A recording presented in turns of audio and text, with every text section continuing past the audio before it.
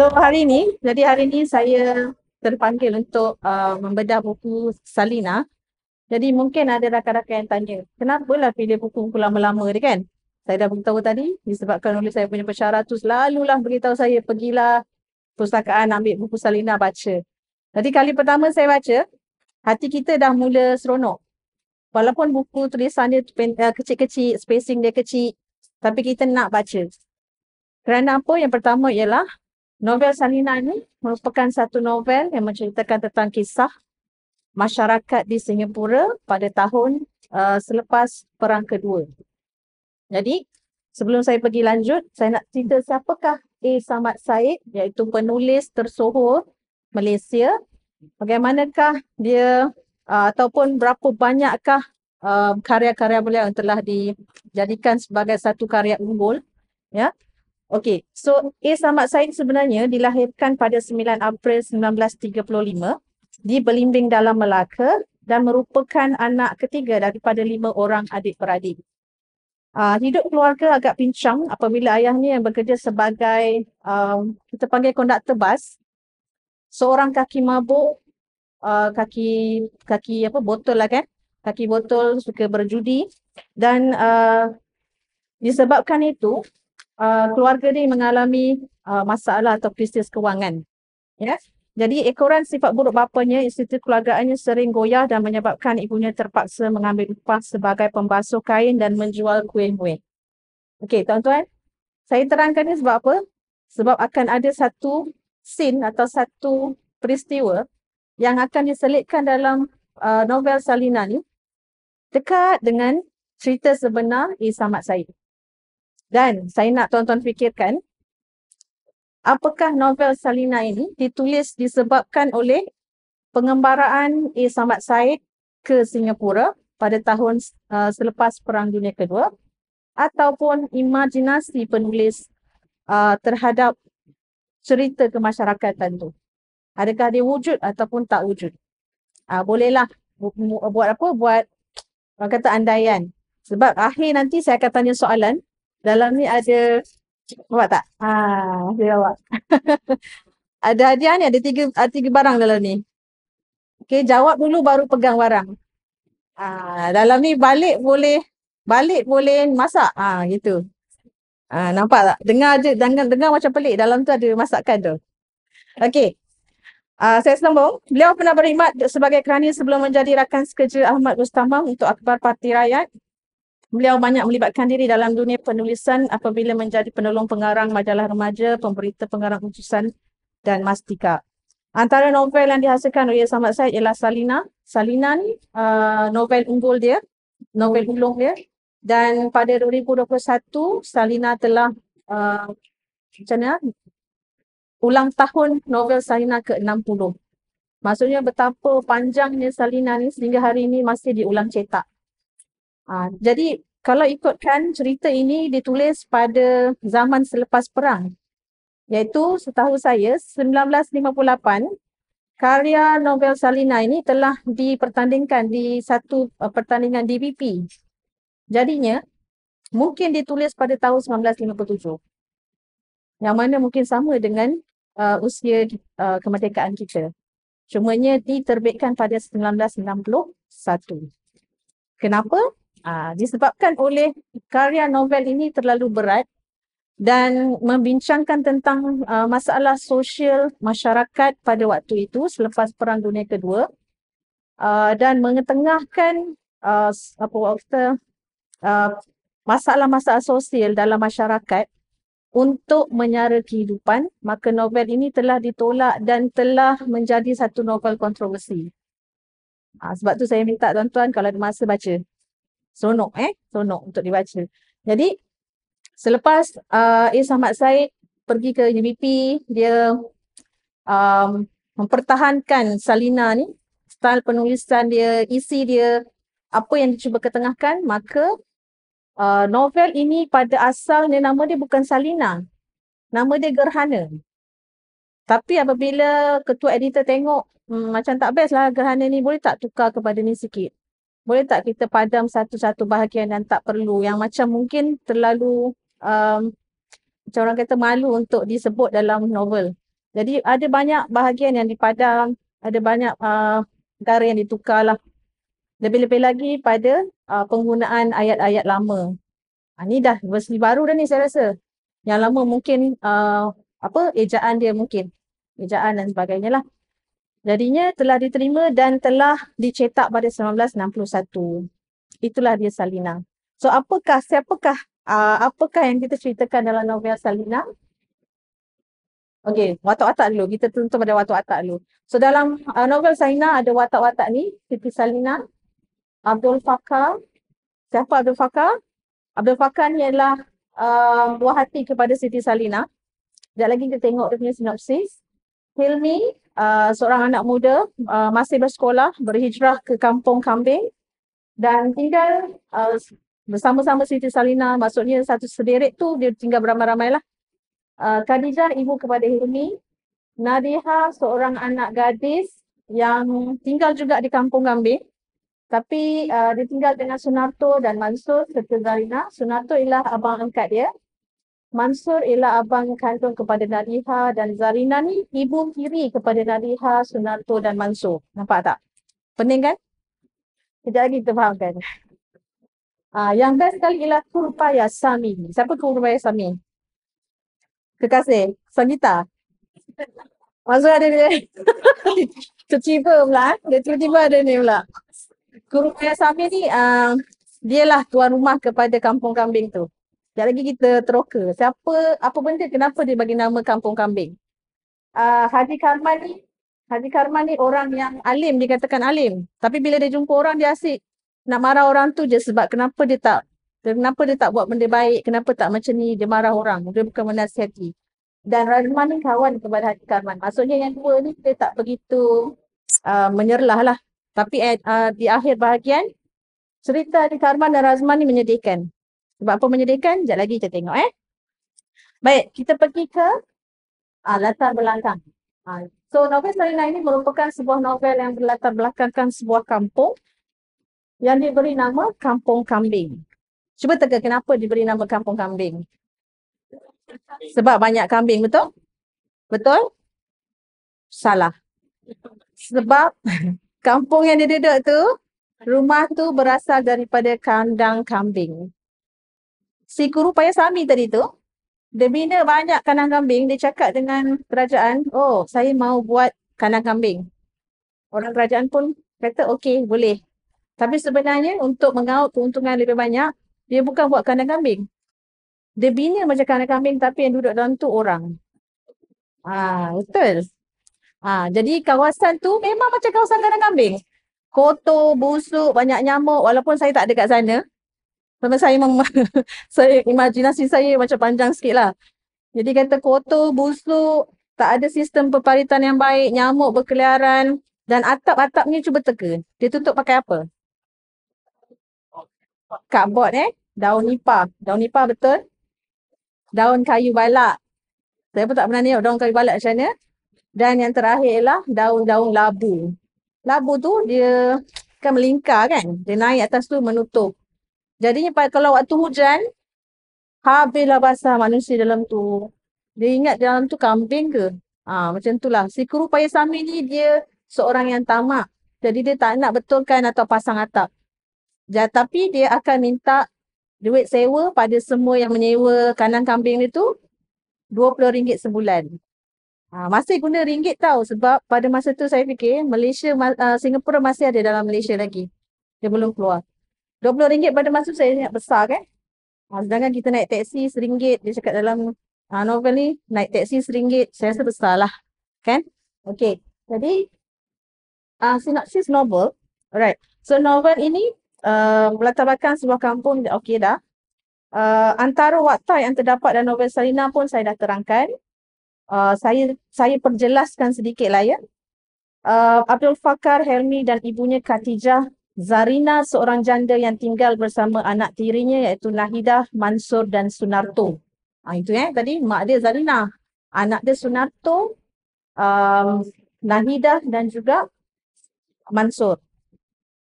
Faham ya? Faham betul-betul tau? Ada soalan ni? Okey. Okey, penceritaan novel Salina ini digambarkan dengan watak Siti Salina seorang, ada tak saya tunjuk?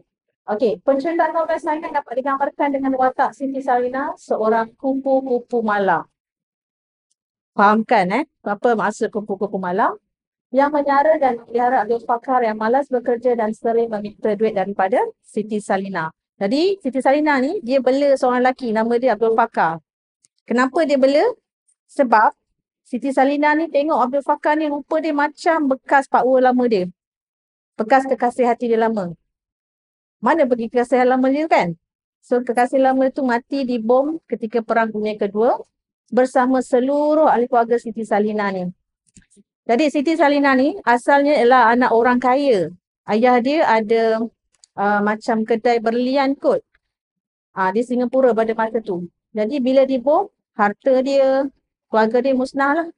Jadi untuk menyara kehidupan dia, dia terpaksalah menjadi kupu-kupu malam. Apa maksud kupu-kupu malam? Bukan kupu-kupu yang berlahir pada waktu malam ya. Kupu-kupu malam. Kita ada belajar lah masa sastra dulu kan. Okay? Alright. Jadi Abdul Fakar ni, dia tak bekerja. Dia duduk dengan Siti Sarinah. Dia Siti Sarinah yang menyara hidup dia.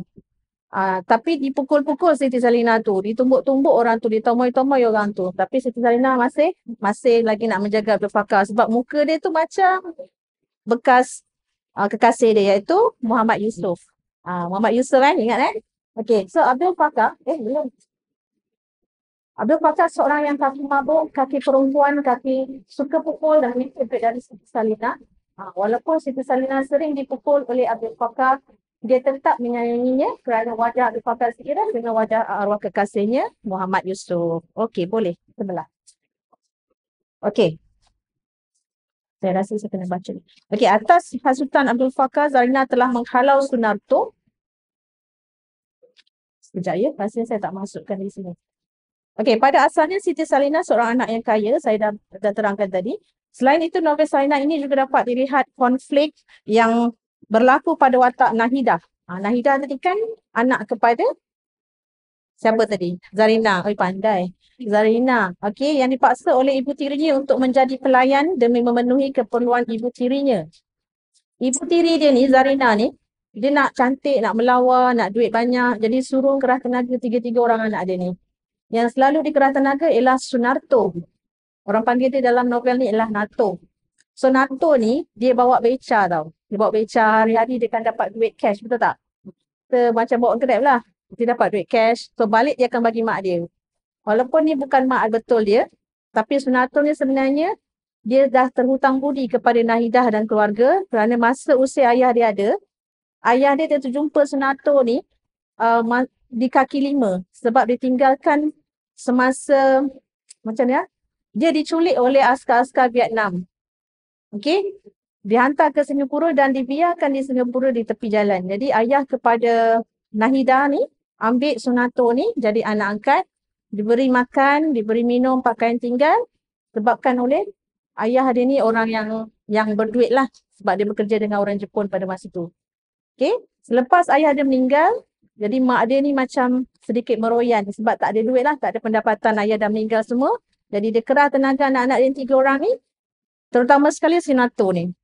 Jadi bila Sunarto balik, dulu-dulu dapatlah pelanggan ramai, jadi Sunarto akan bagi duit banyak. Mak tiri dia suka, happy semua kan. Tapi akhir-akhirnya, bila teksi dah banyak, beca dah banyak, jadi Sunarto ni bagi mak dia duit sikit. Tak banyak macam dulu. Jadi mak dia akan selalu marah lah Sunarto ni. Anak tak guna lah, anak tak macam-macam lah keluar kan. Sebab kan tak dapat duit yang banyak. Jadi, oleh sebab itu, mak dia ni marah jugalah kepada Mansur dan juga Nahidah. Mansur ni abang dia yang sulung. Tapi tak dapat bagi duit sebab tak bekerja. Dia jadi penganggur. Kan? Jadi, mak dia selalu memaki hamun si Sunarto dan juga Mansur. Tak lama tu, Nahidah juga turut dipaksa oleh mak dia untuk menjadi pelayan. Dan akan adalah cerita-cerita rentetan selepas itu kan. Jadi sebenarnya Nahidah ni, dia tinggal di kampung kambing tu, dia tak selesa. Sebab Abdul Fakar ni, selain dia duduk dengan Salinah, bercinta dengan Salinah, sebenarnya Abdul Fakar ni dia tak berkahwin pun dengan Salinah. Tapi dia duduk serumah. Dia macam, orang kata apa? Bersekedudukan. Tapi jadinya orang-orang di kampung kambing tu tak senanglah dengan Abu Fakar dan juga dengan Salina ni. Cumanya Salina ni seorang yang baik hati. Seorang yang baik hati, seorang yang mengambil berat. Jadi Salina ni ada dua orang tadi saya tunjuk nama dia Hilmi dan juga Khatijah kan. So Hilmi dan Khatijah tu berpindah ke kampung tu. So Salina ni lah selalu mengambil berat tentang Hilmi dan Khatijah. Jadinya Hilmi ni seorang anak muda yang masih lagi nak menuntut pelajaran. Berbanding dengan orang-orang di keliling tu, dia tak maulah anak-anak yang walaupun sebaya dengan dia dan melupakan ilmu pengetahuan. Disebabkan Hilmi ni orang anak yang pandai, dia berubah, dia bertukar dari sekolah rendah biasa, pergi ke sekolah rendah Inggeris secara percuma. Jadi dia perlulah menuntut ilmu dengan baik. Sebab itu semuanya telah diberikan beasiswa. Jadi beliau terpaksa menimba ilmu dengan lebih baik lah. Jadi Salina ni yang bantu Hilmi ni. Kalau Hilmi tak ada duit, so Salina akan bagi dia duit untuk beli buku teks dan sebagainya.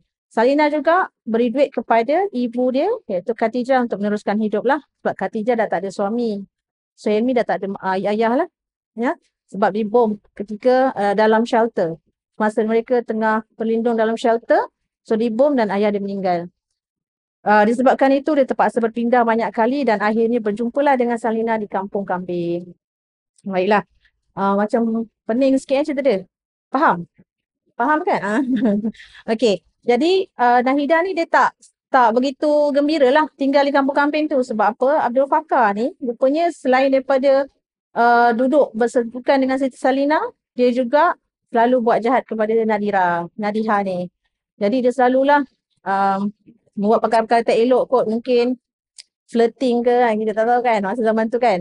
Jadi satu hari semasa Nadiha tu masuk dalam bilik membasuh baju, dia ada lakukan perkara sumbang lah pada Nadiha. Dan Nadiha astagfirullahalazim.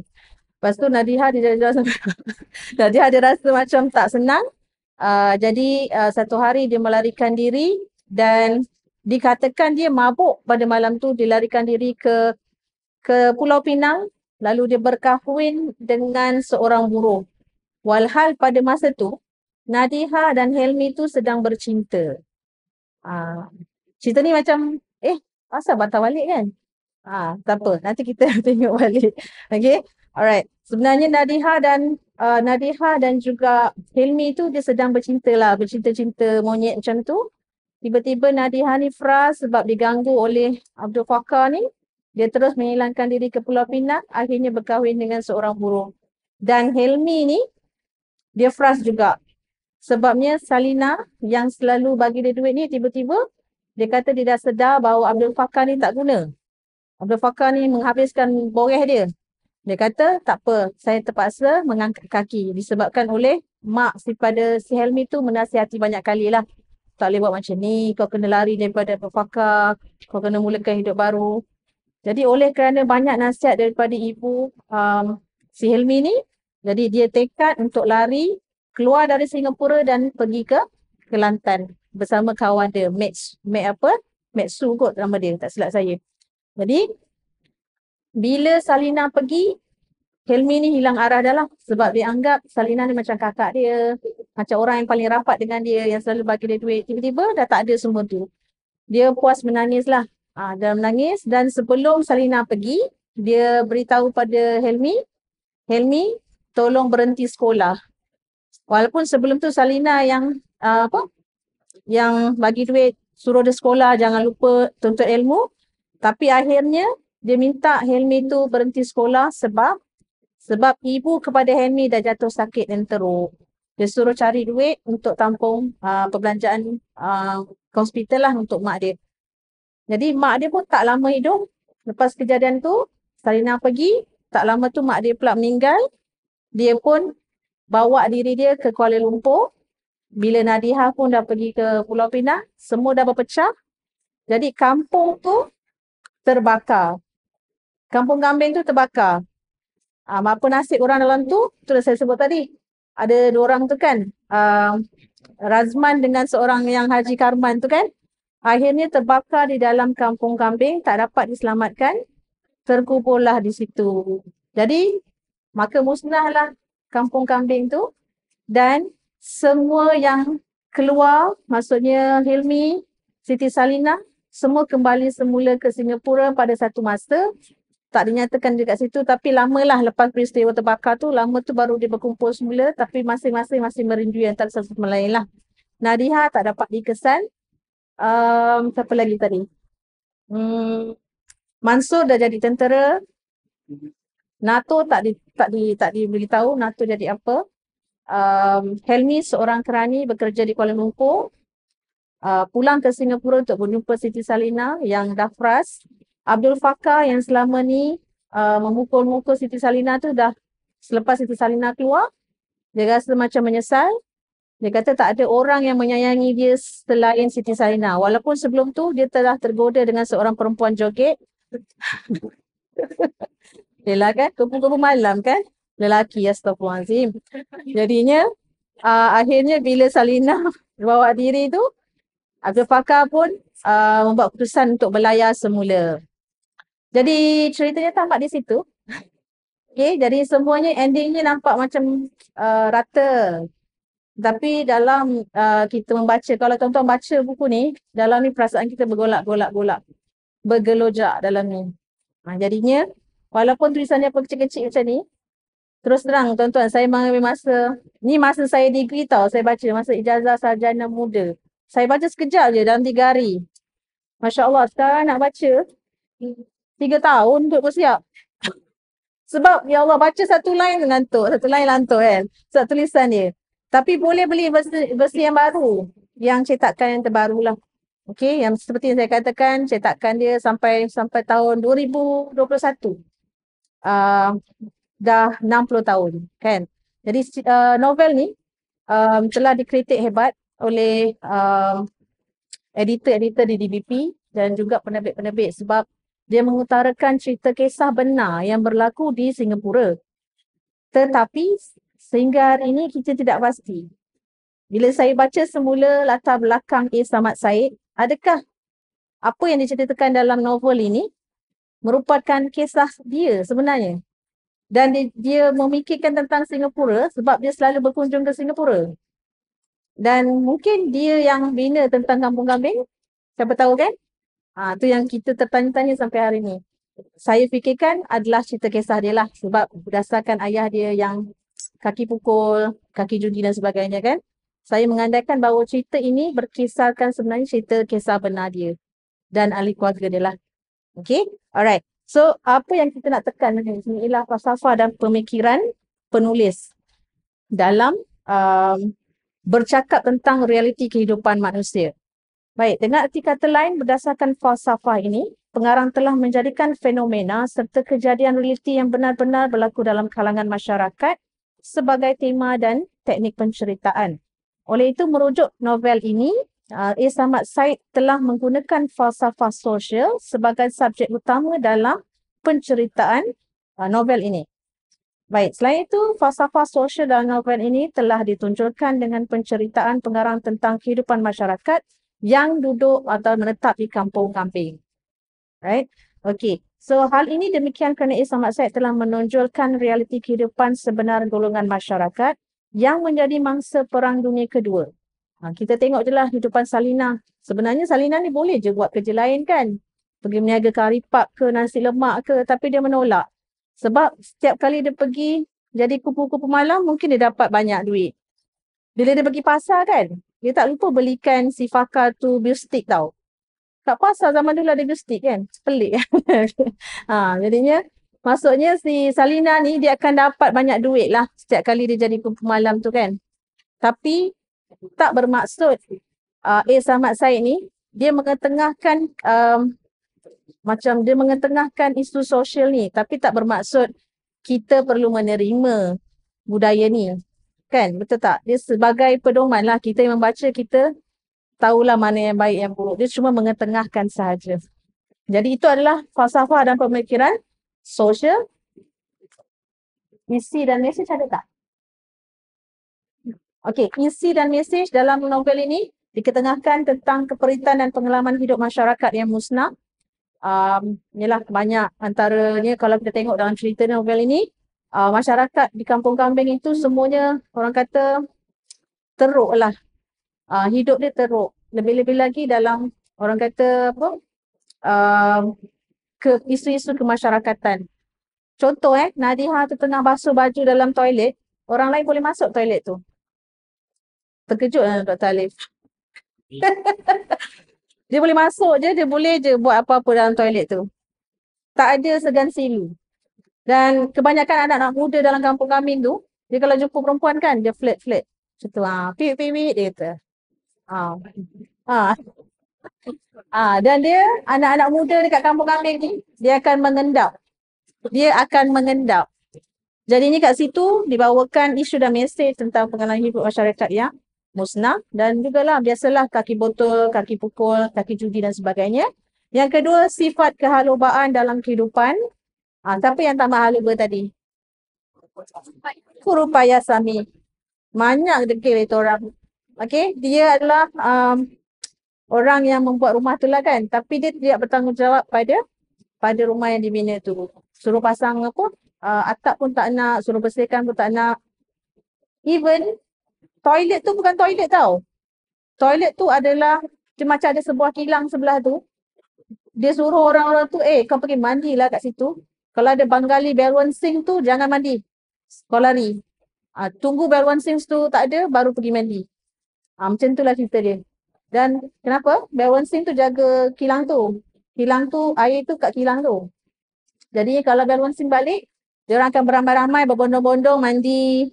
Buatlah apa-apa yang orang suka, basuh baju dan sebagainya lah. Biasanya pada waktu malam. Sebab tu lah fakar tu selalu kacau si Nadiha tu. Sebab dia berlaku pada waktu malam. Yang seterusnya lah kebincangan dalam masyarakat.